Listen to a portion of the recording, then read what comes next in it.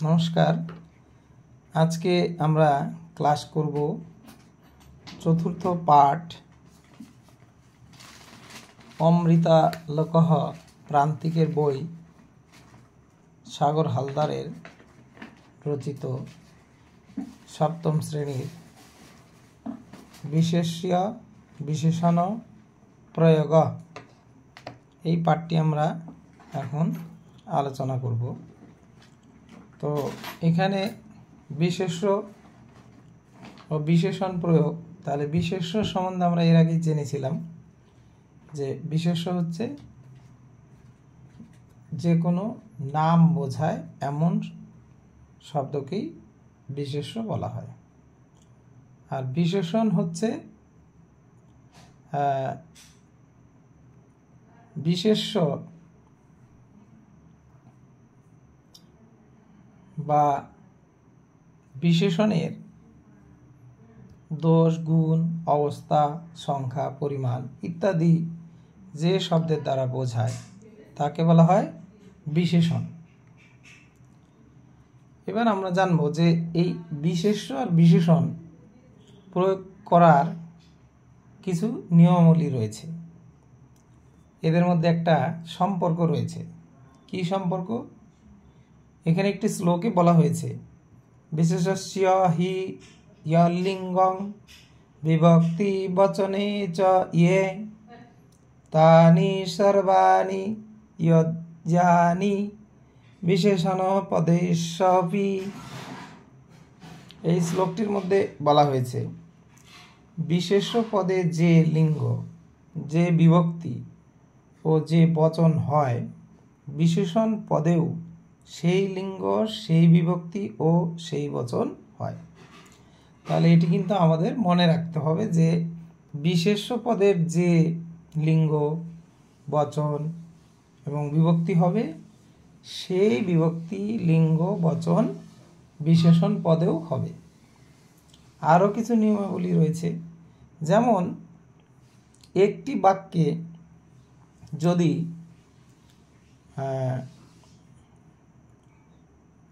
স্ত্রীলিঙ্গ এবং পুংলিঙ্গ থাকে, বিশেষ্য পদ থাকে, তাহলে সেক্ষেত্রে কিন্তু বিশেষণ পদটি পুংলিঙ্গ হবে। তাহলে কি বলা হলো?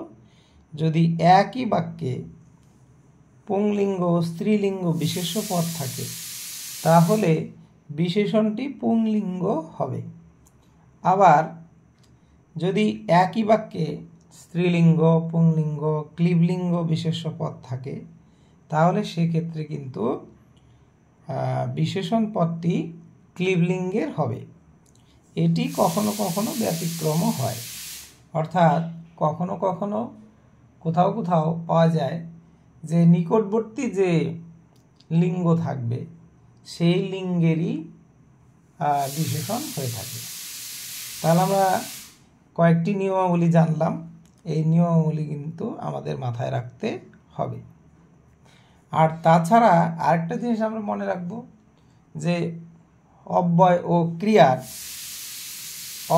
ক্রিয়ার বিশেষণ, মানে অব্যয় বা ক্রিয়ার আগে যদি কোনো বিশেষণ হয় তাহলে সেটি ক্লীবলিঙ্গ হবে এবং দ্বিতীয়া বিভক্তি এক বচনের রূপ প্রাপ্ত হয় বা এক বচনের রূপ হয়। এটি আমাদের মাথায় রাখতে হবে। তাহলে কয়েকটি নিয়ম আমরা কিন্তু জানলাম। এই নিয়মগুলি যদি আমাদের মাথায় থাকে তাহলে কিন্তু আমরা বিশেষ্য বিশেষণ প্রয়োগ এদের মধ্যে যে সম্পর্ক রয়েছে সেটি কিন্তু আমরা বুঝতে পারব। এখন আমরা আমাদের যে এখানে পড়াগুলো রয়েছে সেই পড়াগুলোর মানে আমরা জানার চেষ্টা করব। তার প্রথমেই রয়েছে দীর্ঘা নদী। দীর্ঘা নদী, এটি স্ত্রীলিঙ্গ রয়েছে দুটি। দীর্ঘা নদী, তাহলে বাংলা মানে হবে দীর্ঘ নদী। তারপরে রয়েছে ধার্মিকাহ পুরুষাহ, ধার্মিক পুরুষ। পণ্ডিতাহ জনাহ, পণ্ডিত জন বা পণ্ডিত ব্যক্তি। সুমিষ্টং পিষ্টকম, সুমিষ্ট পিঠা বিশেষ।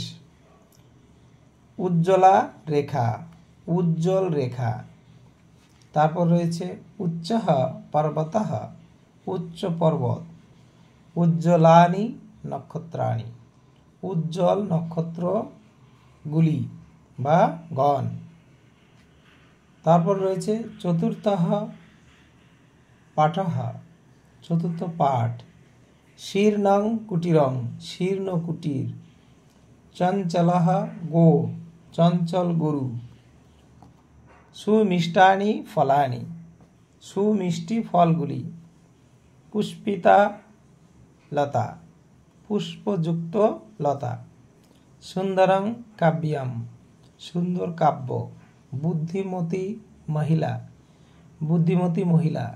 দরিদ্রায় নরায়, দরিদ্র মানুষের জন্য। তারপরে রয়েছে এখানে রয়েছে গরীয়সী জননী, অর্থাৎ সর্বাপেক্ষা বড় জননী বা সম্মানিয়া জননী।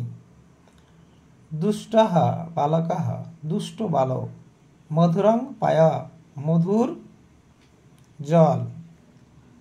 মহান রাজা, মহান রাজা। উত্তমা শিক্ষা, উত্তম শিক্ষা। দীর্ঘা রজনী, দীর্ঘ রজনী। রজনী মানে রাত, দীর্ঘ রাত। শীতলেন পবনেন, শীতল বাতাসের দ্বারা।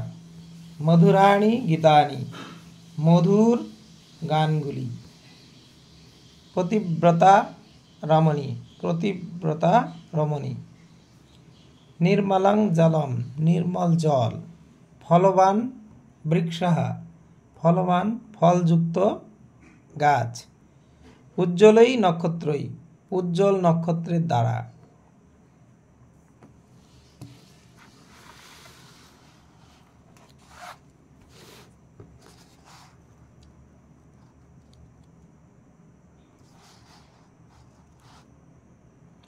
এখানে রয়েছে হিংস্রঃ পশু, হিংস্র পশু। ছিন্নাত, এটি হবে ছিন্নাত পত্রাত, অর্থাৎ ছিন্ন পত্র হতে। শ্বেতঃ অশ্বঃ, শ্বেত মানে সাদা অশ্ব, সাদা ঘোড়া। বিশালঃ সাগর, বিশাল সাগর। সুনীলং গগনম, সুনীল আকাশ। তিস্রঃ কন্যাঃ, তিনটি মেয়ে। মধুরা ভাষা, মধুর ভাষা। উত্তমেন সাধুনা, উত্তম সাধুদের দ্বারা। উষ্ণং দিবসম, গরম দিন। ক্ষুধার্তাঃ নরাঃ, ক্ষুধার্ত নরগণ। দীর্ঘং বনম, দীর্ঘ বন। শুচিস্মিতা নারী, শুচিস্মিতা নারী। সবলস্য ব্যাঘ্রস্য, সবল বাঘের। কঠোরং বাক্যম, কঠোর বাক্য। শান্তাঃ বালিকাঃ, শান্ত বালিকাগণ। অন্ধেন জনেন, অন্ধজনের দ্বারা। সুন্দরী বধূ, সুন্দরী বধূ। দুর্ভেদ্যং, দুর্ভেদ্যং দুর্গম, অর্থাৎ দুর্ভেদ্য দুর্গ। ধূর্তাঃ শৃগালাঃ, ধূর্ত শৃগালগুলি, শিয়ালগুলি। পবিত্রং ক্ষেত্রং, পবিত্র ক্ষেত্রম। দাতা কর্ণঃ, দাতা কর্ণ। ভীষণং নক্তম, ভীষণ রাত্রি। দ্রুতং গতি, দ্রুত গতি। রক্তিমঃ অরুণঃ, লাল বর্ণ সূর্য।